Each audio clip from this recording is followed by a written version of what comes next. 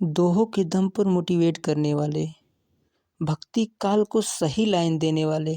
अगर महापुरुषों की बात की जाए तो उनमें सबसे ऊपर कबीरदास जी का नाम आता है।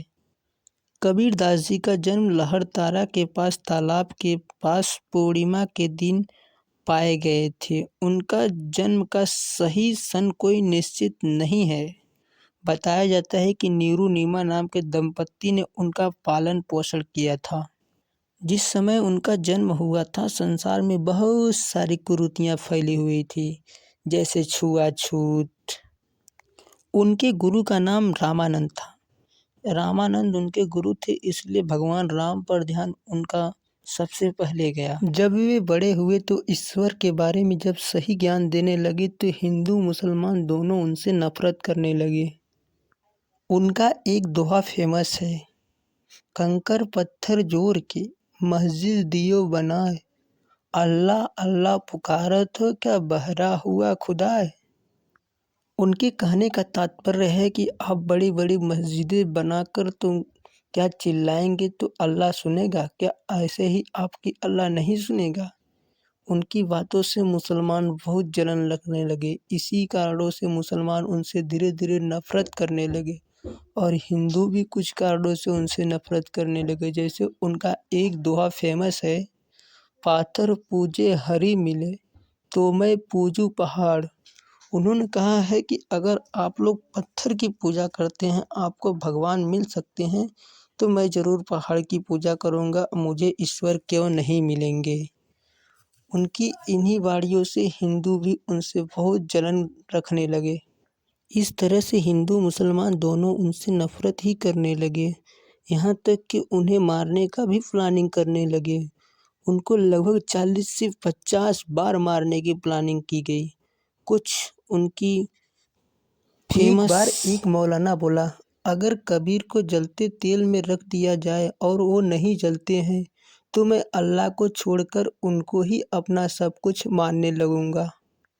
बड़ी सी कढ़ाई मंगाई गई और उसमें तेल खौलाया गया और अंततः कबीर को उसमें बैठाया गया, किंतु कबीर ऐसे बैठ के मुस्कुरा रहे थे जैसे तेल बिल्कुल गर्म ही ना हो। अंत में मौलवी ने चेक करने के लिए तेल में उंगली डाली अपनी। अरे उंगली जाते ही तेल में उंगली बिल्कुल झुलस गई। वहाँ पर यह चमत्कार देखकर लोग उनके अनुयायी हो गए। एक बार उन्हें पागल हाथी के सामने छोड़ दिया गया। हाथी आया और उनकी तरफ देख के फिर चला गया। हाथी ने उन्हें नहीं मारा। यह सब देखकर भी उनके अनुयायी बढ़ते ही जा रहे थे। एक बार कबीरदास जी को एक पंडित ने सलाह दी कि कबीर आप राम का नाम लेते रहिए, प्रतिदिन आपके सभी कष्ट ग्रह दूर हो जाएंगे। तो कबीर ने उस पंडित को बैठाकर समझाया कि जिस प्रकार से हम खाड़ खाड़ बोल के मुंह मीठा नहीं पा सकते, उस प्रकार से राम राम बोल के हम कभी भगवान को नहीं पा सकते। हमें भगवान को पाने के लिए नाम के साथ साथ अपने कर्म अच्छा करना होगा, जिससे हम भगवान को पा सकते हैं। ये सब बात सुनकर पंडित का दिमाग चकरा गया और उस दिन से वो भी कबीरदास जी का अनुयायी हो गया। जीवन के अंतिम दिनों में कबीरदास जी बनारस छोड़ने की इच्छा जाहिर की, लेकिन उनके भक्तों ने पूछा, महाराज ऐसा आप क्यों चाहते हैं? तब कबीरदास जी ने समझाया कि देश में एक कुरीतियाँ फैली है कि जो बनारस की धरती पर मरता है वह स्वर्ग में जाता है और जो मगहर की धरती पर मरता है वो नरक में जाता है।